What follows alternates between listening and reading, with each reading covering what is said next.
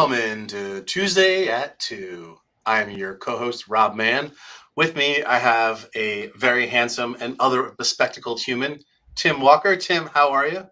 I'm good. I was just going to say it's a bad hair day today for me, but I appreciate the No, compliment. your hair is impeccable as always. Like that thing Yeah, is a beautiful coif every day. yeah. Well, Don't ever doubt yourself. it's picture day at school for the kids, so I couldn't really criticize them too much for not having, Now colored you're hair making me while self-conscious. I'm studying. gonna like slick this back a little bit and get No, it looks ready. good. First day of school, picture day. We're all good. All right. Right. Uh, Everybody, we are here today to talk about white collar. You think I'm going to say crime, but I'm going to say the gig economy. So, something that we've been seeing kind of on the rise, people talking about it in the staffing and recruiting industry. And we're just really excited because we think that we're going to have to compete. And we have been competing in blue collar for a long time and doing a really good job of it. My co-hosts of the podcast that I normally host, the You Own the Experience podcast, Lauren Jones, loves talking about how she used to take all the business back from the Will Nolos or all the other, the blue collar, two-sided platforms because they didn't have customer service, which we know is our massive competitive advantage is our relationships. So if we can combine that and add additional revenue streams to our top and bottom lines, like that is fantastic. So, Tim, I'm gonna turn it over to you, and we got some slides and some stuff to cover. Yeah, let's talk the gig economy. And so I think for me, when I first heard gig economy, that's been a couple of years, right? I thought it had to do with internet, like gig speed internet or something like that, but that's not the case.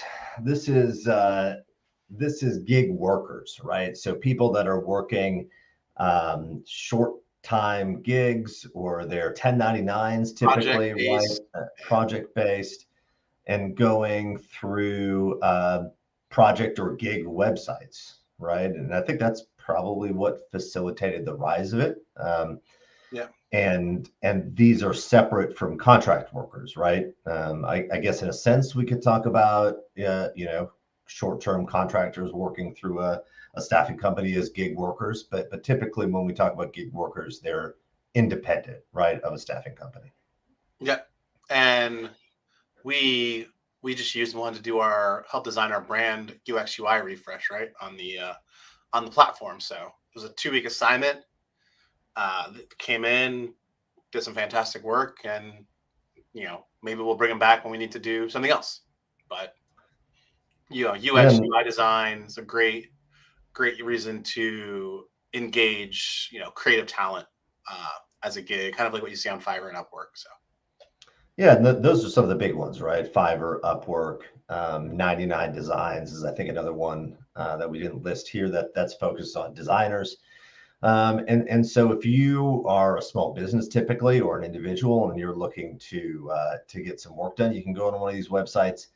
You'll be able to search and browse for workers and contract with them for typically a set or project fee, right? To do some specific work. And so this is something that is a growing industry, right? Especially since COVID, as a lot of people I think went home and work now, and maybe are also doing gigs on the side.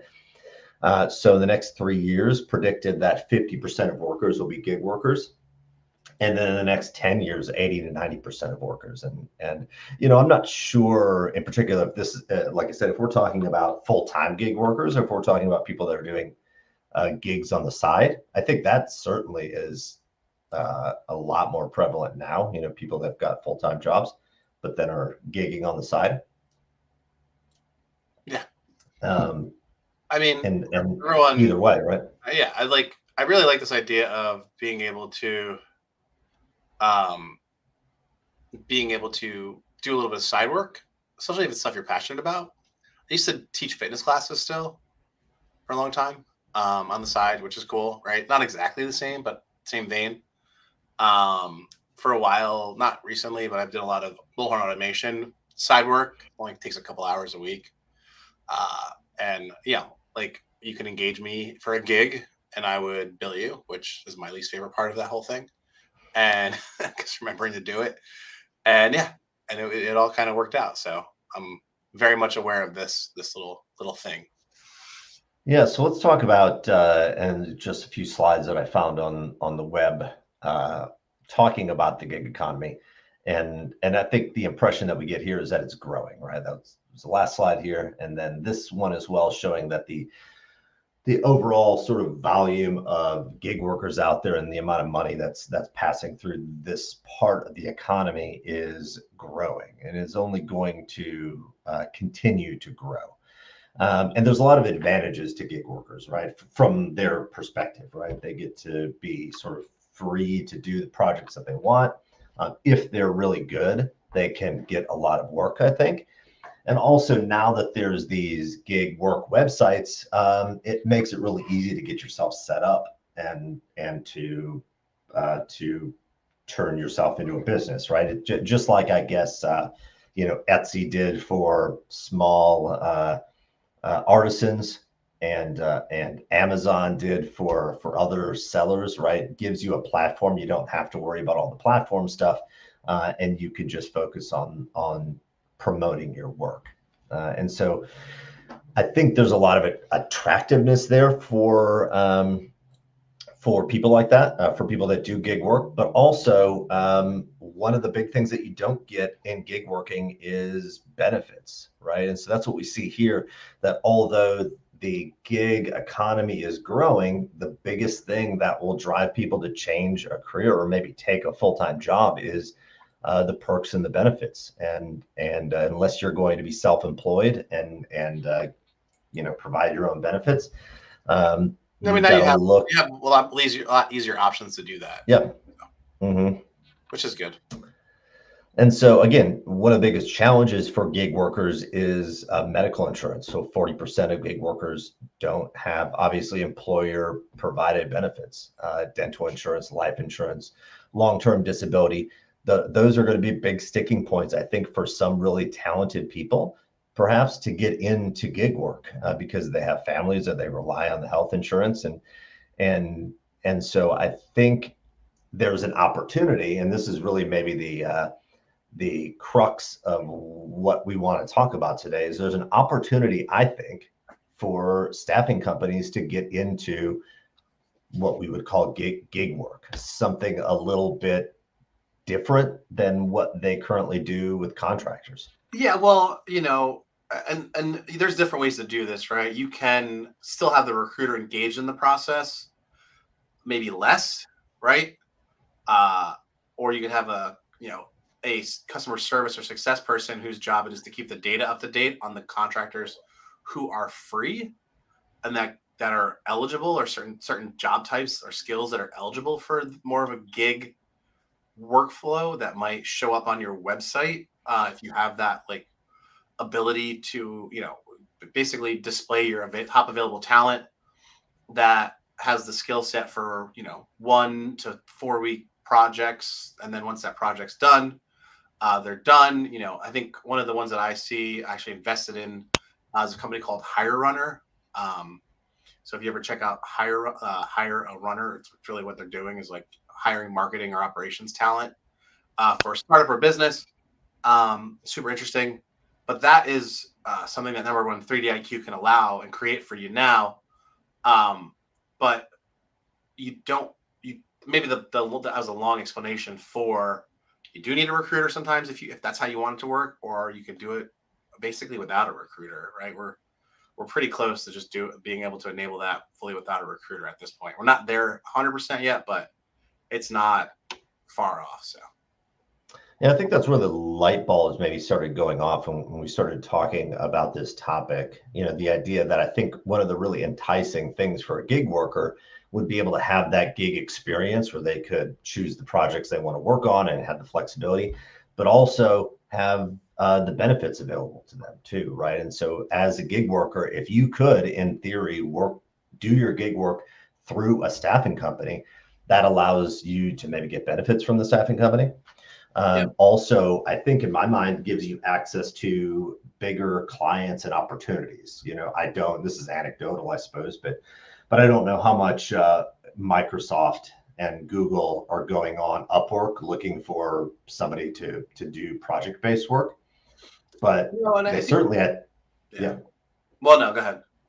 No, but I think they'd be comfortable going through a staffing company that they have a relationship with to look for those people in those project. Well, I think there's some guarantees, right, too, where, and I think this goes back to what Lauren, my other co-host, says, is like, we have a relationship. We have someone who will be immediately trying to solve a no-show if it happened, right? It doesn't necessarily have to happen, but if it did, there's a human being that on the other line with a whole staff of recruiters who are going to go grab talent for you and make it right. Because I think at the end of the day, at this point, whether there's a recruiter involved or not, your ability to get to a human to solve issues is vital, right? At that point. Chatbots are not that good yet. They're good. They're not that good. I still yell, representative into the phone because it's angry. I'm angry. I've already tried to solve the problem multiple ways through technology, and it's failed me. I'm still mad at you, Allegiant Air, because I emailed the president of the company, and they still haven't got back to me to fix my flights to and from Knoxville when I come up. So Allegiant Air, you are still on my S list. I'm not going to curse because we're on live. But yeah, I think that there's more trust, right? Like the clients, the agencies, and I think that's a really big differentiator and a big opportunity. And I keep talking about this vision of like you have these different revenue lines. You have like the light recruiter, right, where it's mostly on your website, and they can a client come on and look at talent and grab that person, and then the recruiter can get involved for a little bit if they need, or you can do it without. And then if there's more of you build trust that way for less money, less hands-on. But if you do a good enough job, now you have the opportunity and a business relationship. It might be more transactional to start, but now you can build into those deeper relationships and get the bigger searches or the bigger projects, and you already have some trust built and some interaction built, right? So, and then whatever that leads to, right? If it's like full staff aug, or if you're IT, or you're getting a whole, you're going to basically run the schedule. You get to do some RPO work. There's a company doing strategic RPO work, which I found fascinating.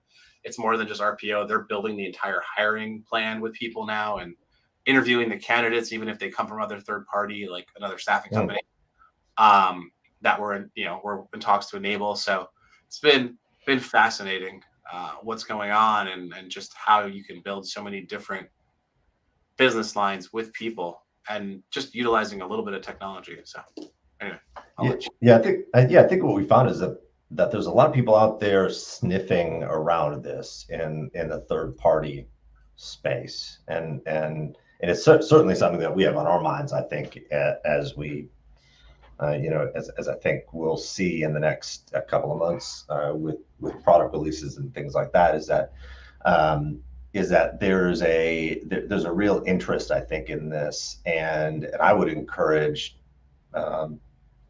staffing people out there to start thinking about this if you haven't, to start thinking about what could you do to create another revenue stream, to maybe allow for these short-term projects, or maybe these really awesome gig workers that they're done working the grind of on-site contracts, or even off-site, work from home contracts. They want to work gigs, and they're great talent. How can you utilize them perhaps and maybe get a piece of the pie? Keep them from going to Fiverr, and get them to go do gig work through your staffing company. I think there's huge opportunity. I'd be really interested to know if anybody else out there has thought about this or has tried to approach this problem too.